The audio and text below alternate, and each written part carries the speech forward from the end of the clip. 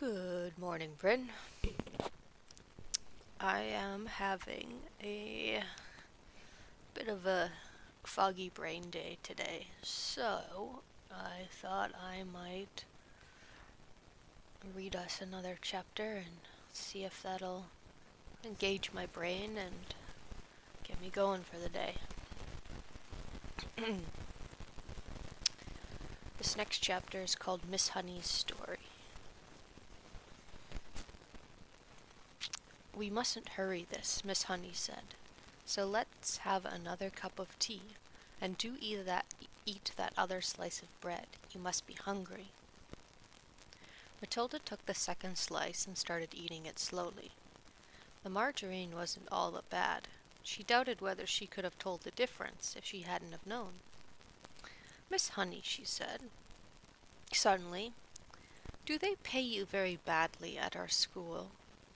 Miss Honey looked up sharply. No, not too badly, she said. I get about the same as the others. But it must still be very little if you are so dreadfully poor. Matilda said, do all the teachers live like this, with no furniture, and no kitchen stove, and no bathroom? No, they don't, Miss Honey said rather stiffly. I just happen to be the exception. I expect you just happen to like living in a very simple way, Matilda said, probing a little further. It must make house cleaning an awful lot easier that you don't have any furniture to polish, or any of those silly little ornaments laying around that have to be dusted every day. And I suppose if you don't have a fridge, you don't have to go out and buy all sorts of junky things like eggs and mayonnaise and ice cream to fill it up with. It must save a terrific lot of shopping. Here's Matilda trying to find the silver lining. At this point, Matilda noticed that Miss Honey's face had gone all tight and peculiar looking. Her whole body had become rigid. Her shoulders were hunched up higher, and her lips were pressed together tight, and she sat there gripping her mug of tea in both hands and staring down into it as though searching for the way to answer these not quite so innocent questions.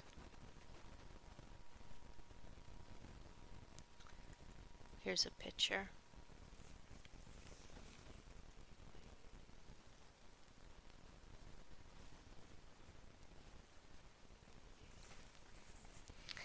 There followed a rather long and embarrassing silence. In the space of 30 seconds, the atmosphere in the tiny room had changed completely, and now it was vibrating with awkwardness and secrets. Matilda said, I am very sorry I asked you those questions, Miss Honey. It is not any of my business.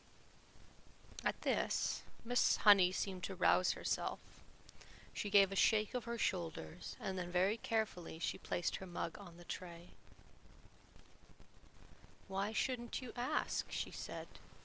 You are bound to ask in the end. You are much too bright not to have wondered. Perhaps I even wanted you to ask. Maybe that is why I invited you here after all. As a matter of fact, you are the first visitor to come to the cottage since I moved 2 years ago.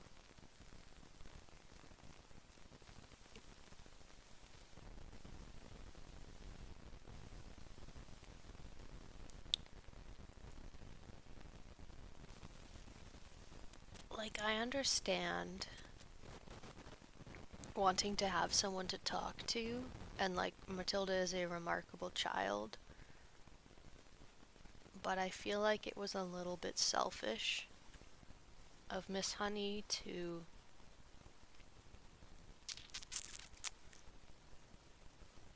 unburden herself upon the small child. But as you know, things turn out differently in the end, so we'll see.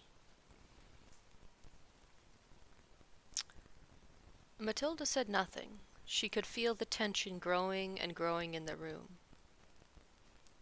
You are so much wiser than your years, my dear, Miss Honey went on, that it quite staggers me. Although you look like a child, you are not really a child at all, because your mind and your powers of reasoning seem to be fully grown up. So I suppose we might call you a grown-up child, if you see what I mean. Matilda did not say anything. She was waiting for what was coming next. Damn, Matilda has good social skills. Up to now, Miss Honey went on, I have found it impossible to talk to anyone about my problems. I couldn't face the embarrassment, and anyway, I lacked the courage. Any courage I had was knocked out of me when I was young. But now, all of a sudden, I have a sort of desperate wish to tell everything to somebody. I know you are only a tiny little girl, but there is some kind of magic in you somewhere. I've seen it with my own eyes.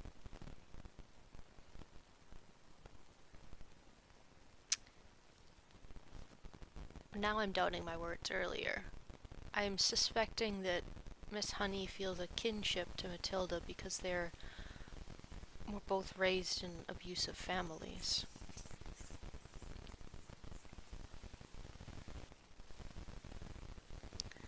Matilda became very alert.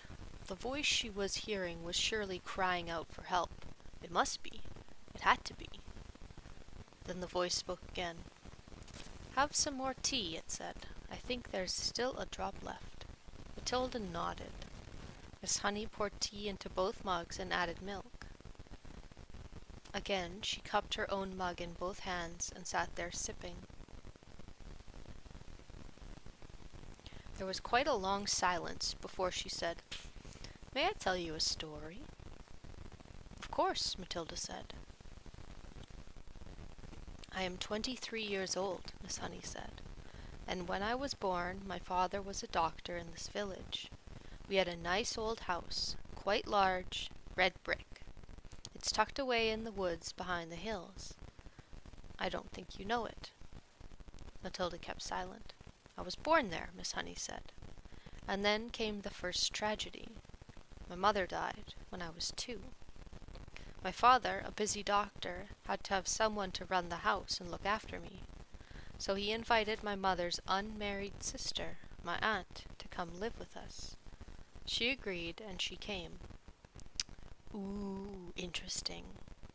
I like how they say unmarried sister, because a married woman wouldn't come because she'd have her own partner.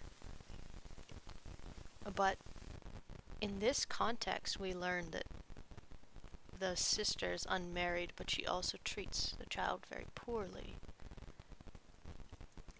And it's kind of like if you are an unmarried person, that is strange or shocking or different, and thus it might be dangerous. Or I'm just reading too much into things. Matilda was listening intently. How old was the aunt when she moved in? She asked. Not very old, Miss Honey said. I should say about 30. But I hated her right from the start. I missed my mother terribly, and the aunt was not a kind person. My father didn't know that because he was hardly ever around, but when he did put in an appearance, the aunt behaved differently. Miss Honey paused and sipped her tea. I can't think why I'm telling you all this, she said, embarrassed. Like she knows better than to tell this to a small child.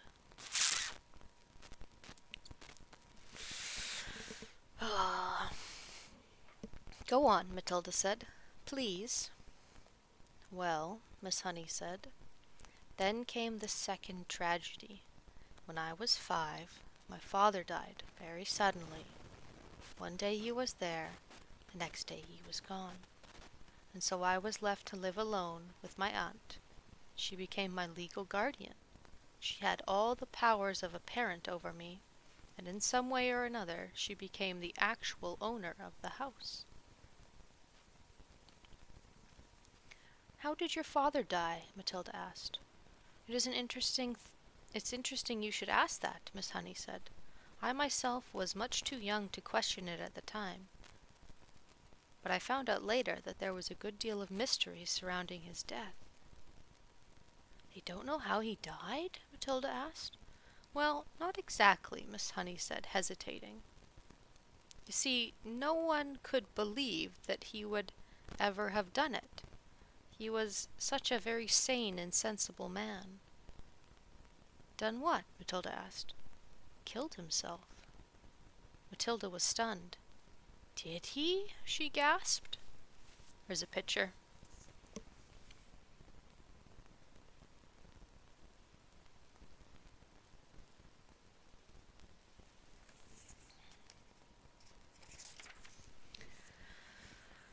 "That's what it looked like," Miss Honey said. "But who knows?" She shrugged and turned away and stared out of the tiny window. "I know what you're thinking," Matilda said. "You are thinking the ant killed him and made it look as though he'd done it himself." "I am not thinking anything," Miss Honey said. "One must never think things like that without proof." The little room became quiet. Matilda noticed that the hands clasping the mug were trembling slightly. "What happened after that?" she asked. "What happened when you were left all alone with the ant? Wasn't she nice to you?" "Nice?" Miss Honey said. "She was a demon. As soon as my father was out of the way, she became a holy terror. My life was a nightmare." "What did she do to you?" Matilda asked. "I don't want to talk about it," Miss Honey said. "It's too horrible. But in the end, I became so frightened of her, I used to start shaking when she came into the room. You must understand I was never a strong character like you. I was always shy and retiring." "Didn't you have any other relations?" Matilda asked. "Any uncles or aunts or grannies who could come see you?" "None that I knew about," Miss Honey said. "They were all dead or they'd gone to Australia, and that's still the way it is now, I'm afraid." "So you grew up in that house alone with your aunt," Matilda said. "But you must have gone to school." "Of course," Miss Honey said. "I went to the same school you're going to now, but I lived at home." Miss Honey paused and stared down at her empty tea mug. "I think what I'm trying to explain to you," she said, "is that over my years I became so completely cowed and dominated by this monster of an ant that when she gave me an order, no matter what it was, I obeyed it instantly. That can happen, you know. And by the time I was 10, I had become her slave. I did all the housework, I made her bed, I washed and ironed for her, I did all the cooking, I learned how to do everything." "But surely you could have complained to somebody," Matilda said. "To whom?" Miss Honey said. "And anyway, I was far too terrified to complain. I told you I was her slave." "Did she beat you?" "Let's not go into details," Miss Honey said. "How simply awful," Matilda said. "Did you cry nearly all the time?" "Only when I was alone," Miss Honey said. "I wasn't allowed to cry in front of her, but I lived in fear." "What happened when you left school?" Matilda asked. "I was a bright pupil," Miss Honey said. "I could easily have gotten into university, but there was no question of that." "Why not, Miss Honey?" "Because I needed a home to do the work." "Then how did you become a teacher?" Matilda asked. "There's a teacher's training college in Reading," Miss Honey said. "That's only 45 minutes bus ride away from here. I was allowed to go there on condition I came straight home again every afternoon to do the washing and the ironing and to clean the house and cook the supper." "How old were you then?" Matilda asked. "I went to teacher's training. Oh, when I went to teacher's training, I was 18, Miss Honey said. You could have just packed up and walked away, Miss Matilda said. Not until I got a job, Miss Honey said. And don't forget, I was by them dominated by your aunt to such an extent that I wouldn't have dared. You can't imagine what it's like to be completely controlled like that by a very strong personality. It turns you into jelly. So that's it. That's the sad story of my life. Now I've talked enough. Please don't stop, Matilda said. You haven't finished yet. How did you manage to get away from her in the end and come to live in this funny little house? Ah, that was something, Miss Honey said. I was proud of that. Tell me, Matilda said. Well, Miss Honey said, when I got my teacher's job, the aunt told me I owed her a lot of money. I asked her why. She said because I've been feeding you all these years and buying your shoes and your clothes. She told me it added up to thousands, and I had to pay her back by giving her my salary for the next 10 years. I'll give you £1 a week pocket money, she said, but that's all you're going to get. She even arranged with the school authorities to have my salary paid back into her own bank. She made me sign the paper. You shouldn't have done that, Matilda said. Your salary was your chance of freedom. I know, Miss Honey said. But by then I had been her slave nearly my entire life, and I hadn't the courage or guts to say no. I was still petrified of her. She could still hurt me badly. So how did you manage to escape? Matilda asked. Ah, Miss Honey said, smiling for the first time. That was 2 years ago. It was my greatest triumph. Please tell me, Matilda said. There's a picture.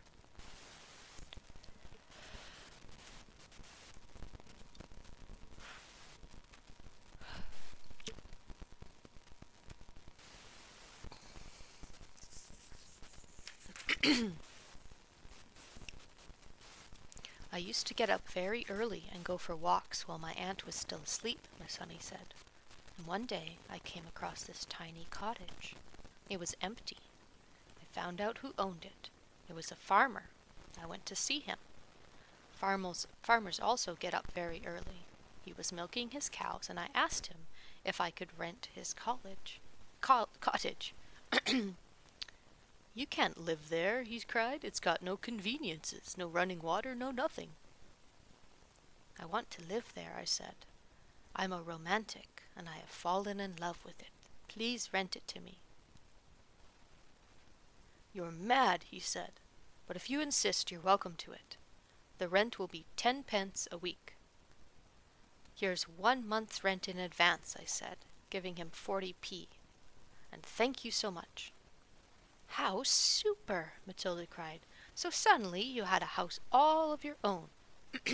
But how did you pluck up the courage to tell your aunt? That was tough, Miss Honey said, but I steeled myself to do it. One night, after I'd cooked her supper, I went upstairs and packed a few things I possessed in a cardboard box. And I came downstairs and I announced that I was leaving. I've rented a house, I said. My aunt exploded. Rented a house? She shouted. How can you rent a house when you have only £1 a week in the world? I have done it, I said. And how are you going to buy food for yourself? I'll manage, I mumbled, and I rushed out the front door. Oh, well done you, Matilda cried. So you're free at last. Free at last, Miss Honey said. I can't tell you how wonderful it was. Here's a picture.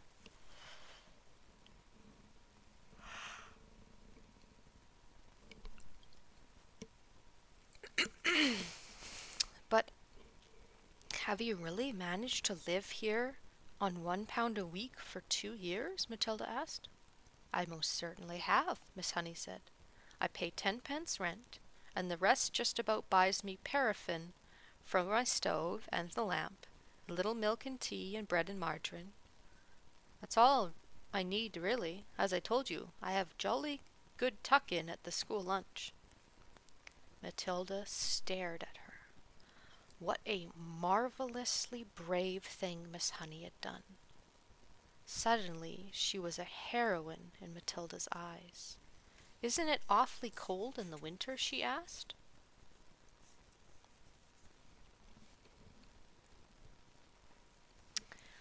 "I've got my little paraffin stove," Miss Honey said. "You'd be surprised how snug I can make it in here."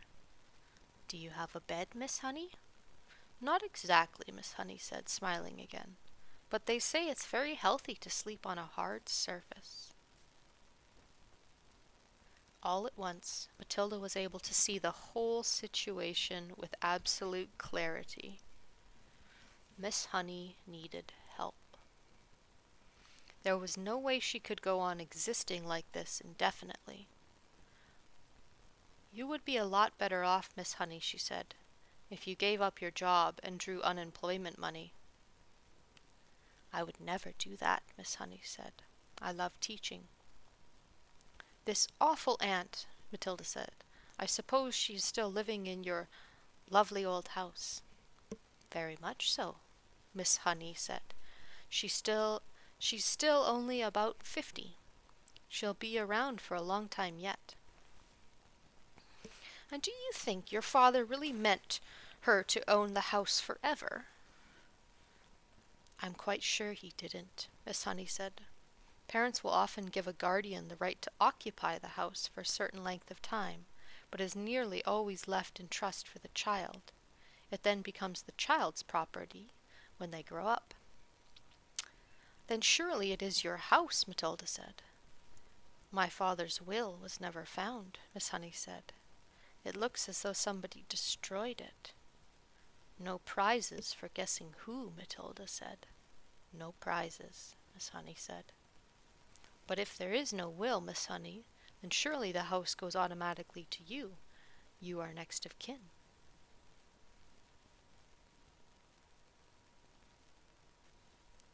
"I know I am," Miss Honey said. "But my aunt produced a piece of paper, supposedly written by my father, saying that he leaves the house to his sister-in-law in return for her kindness in looking after me. I am certain it's a forgery, but no one can prove it." "Couldn't you try?" Matilda said. "Couldn't you hire a good lawyer and make a fight of it?" "I don't have the money for that," Miss Honey said. "And you must remember that this aunt of mine is a much respected figure in the community.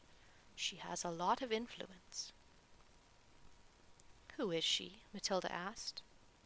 Miss Honey hesitated a moment. Then she said softly, "Miss Trunchbull." And that is the end of that chapter. I'll show you where we are in the book. Ooh, wait, this way. Nearly done. Well, my brain does feel a little bit better now, a little bit more awake. So I'll see if I can make myself some breakfast and